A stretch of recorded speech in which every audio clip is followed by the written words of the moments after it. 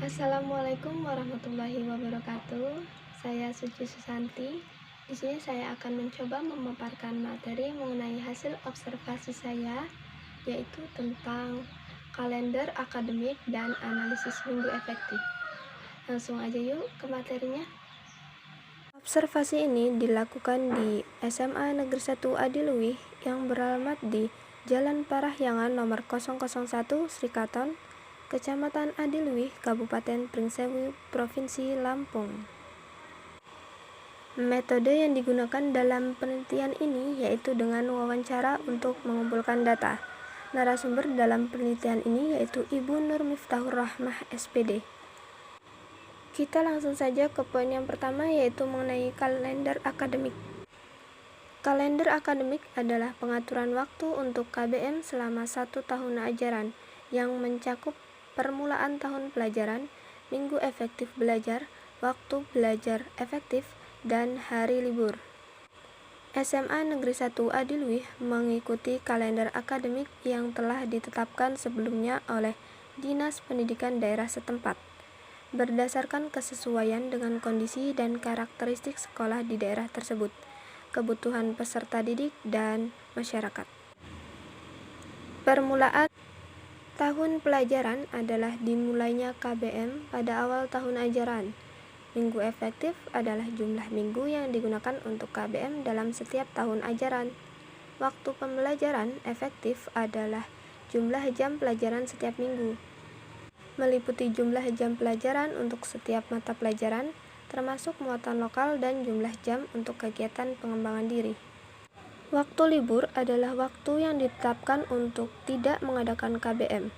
Waktu libur ini dapat berbentuk jeda tengah semester, jeda antar semester, libur akhir tahun pelajaran, hari libur keagamaan, hari libur umum, dan hari libur khusus. Waktu belajar menggunakan sistem semester yang dibagi menjadi 2 semester dalam 1 tahun ajaran, yaitu semester ganjil dan semester genap. Di dalam 1 semester tersebut diadakan ujian tengah semester dan ujian semester pada kelas 10 dan kelas 11 pada semester ganjil dan genap. Sedangkan kelas 12 diadakan ujian tengah semester dan ujian semester pada semester ganjil saja. Sedangkan pada semester genapnya digunakan untuk ujian tryout 1 dan 2, ujian praktek, ujian sekolah atau US, latihan atau simulasi ujian nasional, dan ujian nasional. Kita langsung saja ke poin yang kedua, yaitu mengenai analisis minggu efektif. Tahap yang harus dilakukan sebelum melakukan analisis minggu efektif ini yaitu menentukan jumlah minggu dalam 1 bulannya. Waktu permulaan belajar dihitung dimulai dari bulan Juli dan berakhir di bulan Juni. Di bulan Desember terdapat ujian akhir semester.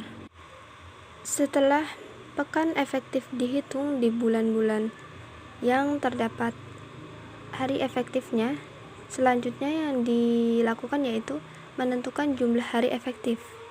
Hari efektif ini dihitung dalam 1 pekan. Terkadang dalam 1 pekan ada beberapa hari yang tidak efektif, dan jangan langsung dimasukkan bahwa pekan tersebut adalah pekan tidak efektif. Tapi dilihat dulu apakah ada jadwal pengajaran kita jika ada dan tidak terkena misalnya tanggal merah, maka pekan tersebut adalah hari dan pekan efektif dalam kegiatan pembelajaran. Tahap yang selanjutnya yaitu merekapitulasi hari tidak efektif.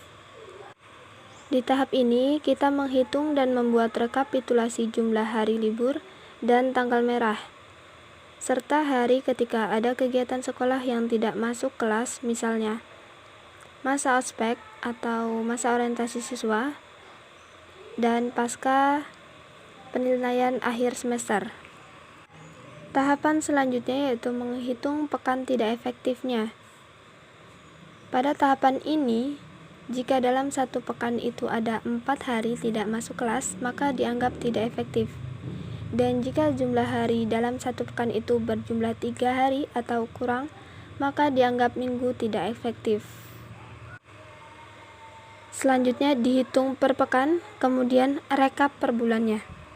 Langkah selanjutnya yaitu menghitung jumlah minggu efektif. Tahapan ini dilakukan setelah kita mendapatkan pekan tidak efektif dan jumlah minggu efektifnya akan dihitung.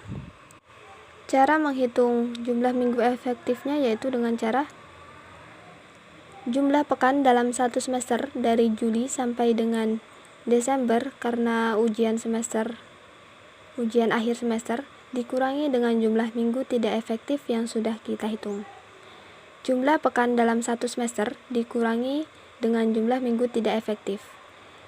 Hasilnya yaitu jumlah pekan efektif dalam satu semester.